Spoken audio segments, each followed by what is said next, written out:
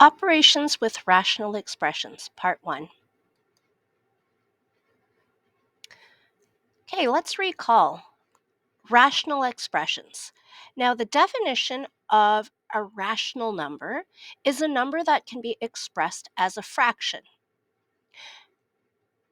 When we talk about a rational expression, I have a numerator and a denominator that's a polynomial. So just recall types of polynomials that we know.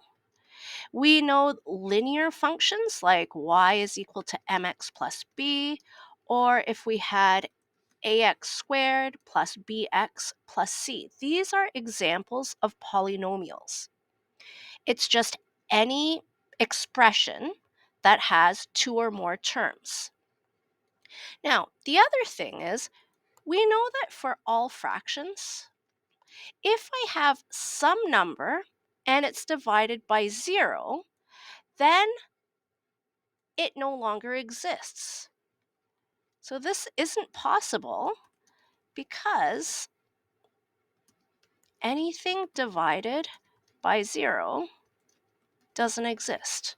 Now, because it doesn't exist, we cannot have a denominator that's 0.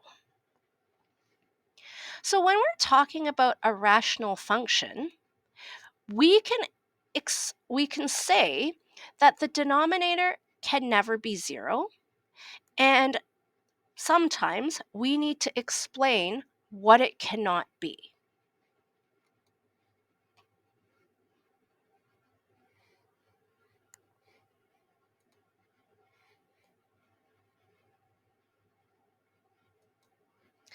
Right, for example, we have this expression here. This is a monomial divided by a monomial. 30x to the power of 4, y to the power of 3, divided by negative 6, x to the power of 7 divided by y. Now, if I look at the denominator, negative 6 is multiplied by 7 to the power of x multiplied by y. So whenever we have x as 0, this entire denominator will be 0. Similarly, if y is a 0, then this entire denominator will also be 0. Let's simplify that, or let's write this out. Negative 6x to the 7 y cannot equal to 0. That means x cannot be 0 and y also cannot be 0. Okay, so for simplifying now, we're going to use our exponent rules to simplify.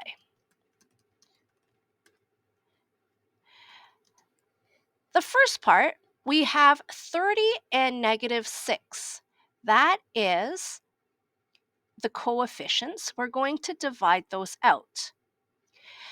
Secondly, x to the power of 4 divided by x to the power of 7. I'm going to use my quotient rule, and we get x to the power of negative 3. Finally, y cubed divided by y. Let's use our quotient rule again, and we have x to the power of 2.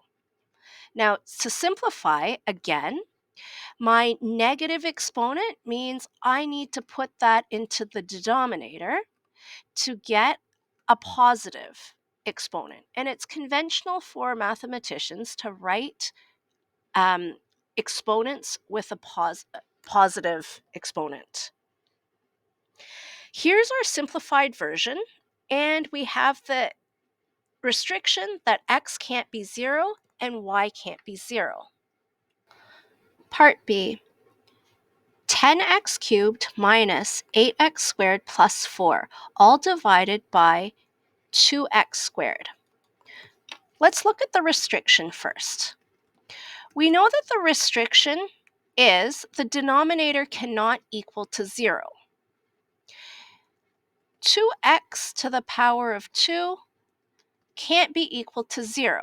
That means x cannot equal to 0. Now let's simplify our expression. The numerator is a cubic polynomial, meaning we have the power 3. However, I notice that x is common and a coefficient of 2 is common. So I'm going to simplify by factoring out common factors.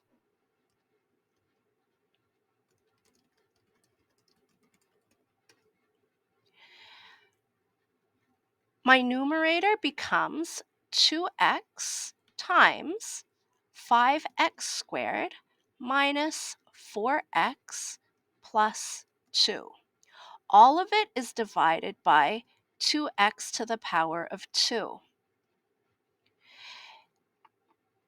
The 2, these can be divided out, and then I have an x and an x. I'm going to divide one of those x's out as well.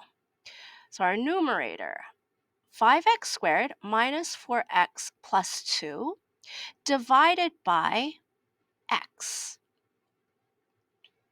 Here's our simplified version, and we have the restriction of x cannot be equal to 0. Part C. X squared plus 10x plus 21 all divided by x plus 1. The strategy that we're going to take on here, let's factor out the quadratic that's in the numerator.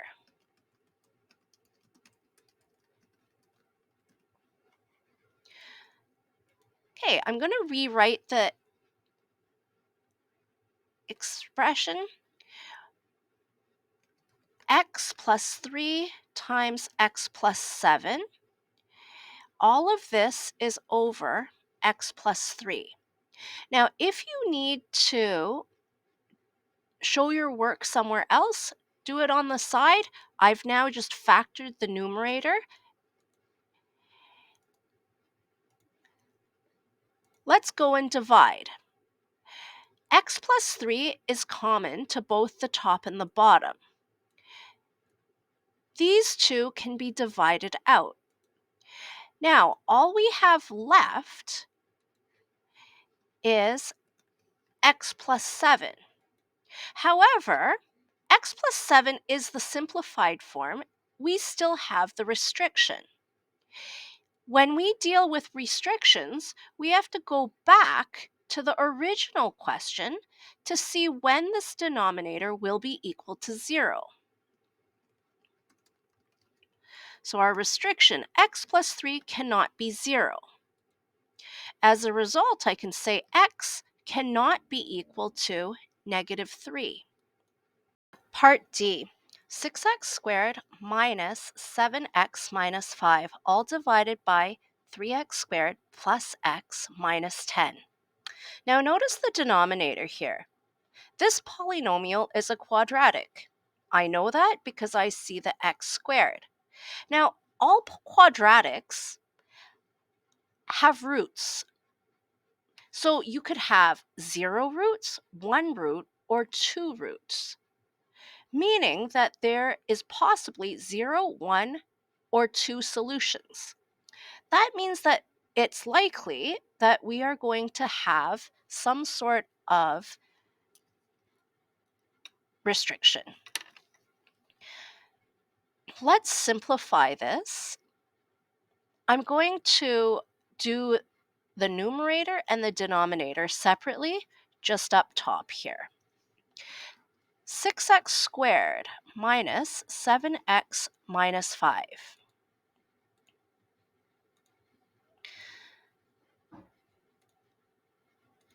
Okay, on the side, I'm going to write AC is equal to negative 30. B is equal to 7.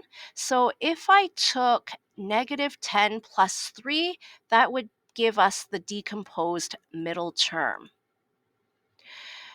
Okay, this is equal to 6x squared minus 10x plus 3x minus 5. Let's factor. 2x is common to the first two terms, 3x minus 5 plus 3x minus 5. Factored all together, 3x minus 5 times 2x plus 1. This is our numerator simplified.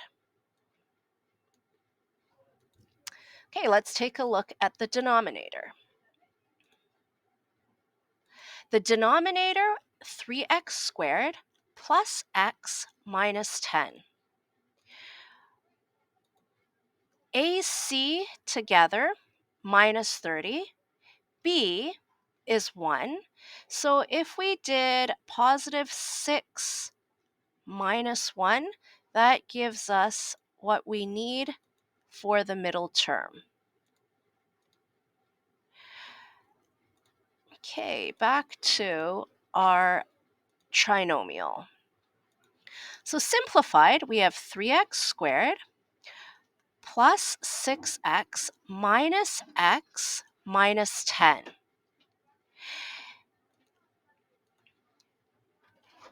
This equals to 3x x plus 2 minus x. Oh no, that doesn't work.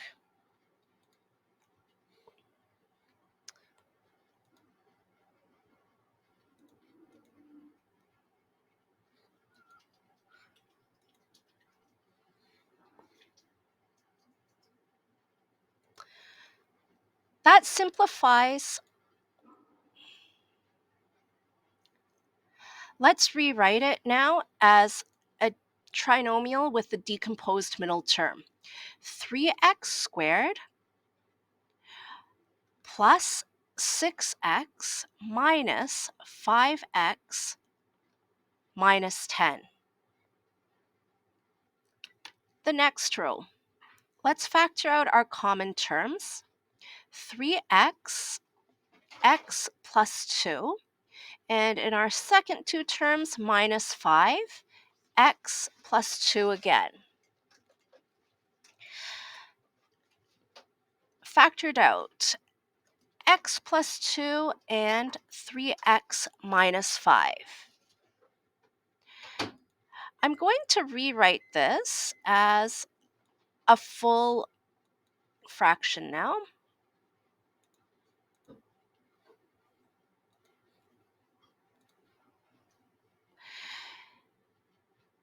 S- 3x minus 5 times 2x plus 1 divided by x plus 2, 3x minus 5.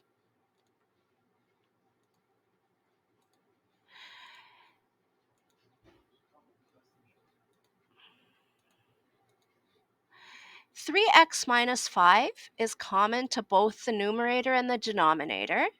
I'm going to divide that out. So simplified, 2x plus 1 is divided by x plus 2. However, when we go back to look at the restrictions, we need to consider the denominator at the beginning.